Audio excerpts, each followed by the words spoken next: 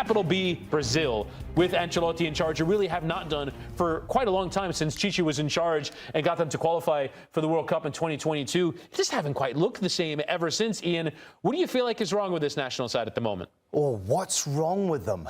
Wow. I mean, listen, the players necessarily, when you look at Brazil going into a World Cup, you would always tend to lean on the world superstars. Who is actually the world superstar in this Brazilian team right now? I'm leaning more to being Estevao being the best player in this group than anyone else. He's 18. And that's probably who you need to sort of buy into going into this major tournament. Listen, they're an excellent, obviously, nation and great history when it comes to World Cup. They don't make my top 10. I don't care what anyone says. You have Japan and Ecuador and Norway above Brazil? Yeah. To go and win this World Cup. They don't entertain me enough. They don't have enough superstars in this group to be the Brazil of past major tournaments. The United States? I do find it very difficult when it comes to major tournaments betting against Brazil, because they always have this tendency to figure it out. In a major tournament, they'll step it up.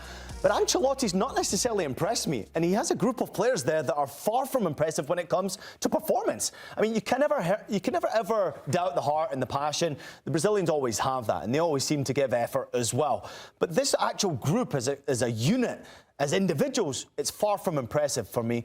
And I think there's many talk about Neymar coming back into this group. I honestly think it would be worse if you threw Neymar into this group. But maybe they need that type of experience right now. Maybe they need some sort of boost, because Estevao is the one that I'm building this team around. Vinny Jr. had a decent game, but obviously I want to see more from this Brazilian national team. They're far from impressive right now. Well, for more on that, let's bring in our Brazilian football expert, Mbizo Unzimani. I saw him nodding in the background, particularly at your Neymar comment. But Mbizo, a draw against Tunisia. Now, I will say they qualified impressively out of Africa. They played very well in qualifying, but still, this is not a result that Brazil would have wanted going into the next year. Yeah, absolutely. Before I speak about Brazil's disappointment, you're absolutely right. The one thing that any African will tell you about Tunisia is that they're always a difficult team to play against, always disciplined, defend well. And obviously, as you guys mentioned, they qualified for the World Cup with absolute ease. So this is a decent team. But again, Brazil, uninspiring. For me, in the final third, they seriously lack composure and a cutting edge, and they don't seem to be cohesive in that final third. They did create chances, but they just weren't able to capitalize on them. And again, against Senegal, I didn't think they were spectacular. Senegal played poorly, and Tunisia did not. And so when a team is able to match them for their intensity, for their structure, and their ability to win the ball back, which, funny enough, is not Brazilian, but it's the way that they have been playing, they just look extremely beatable. And I think teams with more talent, more attacking talent than Tunisia will really put them under pressure. It was extremely disappointing performance from them again.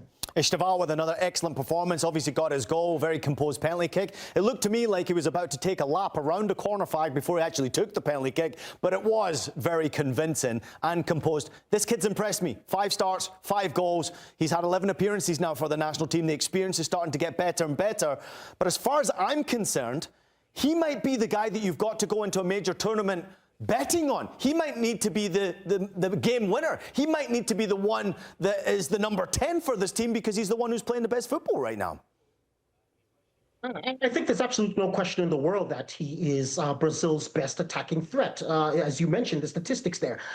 For his age, 5 goals and 5 starts is superb. It's extremely impressive. And I thought they put a little bit of pressure on him for the penalty. I was surprised that in a team with Vinicius, Rodrigo, and Casemiro, that they gave it to the young man. And he showed that that was absolutely the right decision. I mean, for me, a world-class penalty, so much confidence, and just extremely deliberate. Wonderful, wonderful.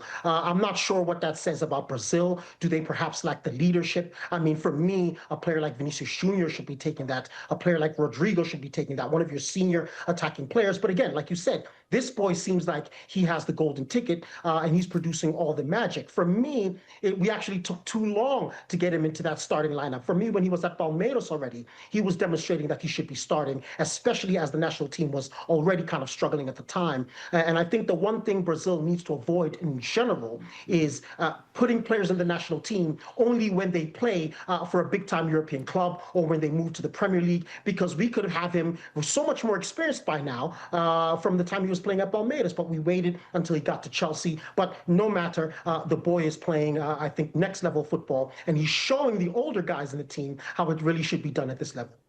But Abizo, I guess my question would be on Estevao, for as good as he's playing right now and as good as he's played for Chelsea, Is there not a worry that, even going back to Vitor Roque and Endrick and when Vinny Jr. first came through the team, you're putting a lot of pressure on 18-year-olds to deliver the World Cup for the team? I know Lamine Yamal was a key part of Spain going and winning the Euros, but that is very much the exception rather than the rule. Is there not a concern about putting too much pressure on these young players and not your Rodrigos and your Vinnies and your established stars at European clubs, as you say, that should be the ones delivering for Brazil?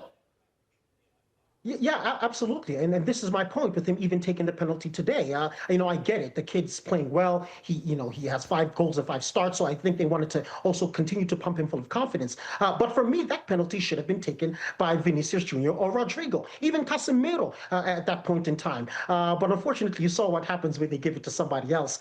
Lucas Paquetá, who I've complained about time and time again, he should not be playing for the Seleção. But anyway, he took the penalty and he missed. So we're at a juncture where we just don't know if anybody else is capable of producing the kind of performances he has produced. But absolutely, he should be, held with kid gloves and sort of we should walk on eggshells, around the kid because too much pressure can break his back. He should not be the one that should be carrying a great nation like Brazil. If we were a smaller nation, lesser expectations, then perhaps it's okay. But to put the hopes and dreams of this nation on his shoulders, I think it's too much too soon, and it should be a collective effort, and we shouldn't put ourselves in a position where if he disappoints, now all of a sudden we turn our back on him and say, well, he's also not good enough.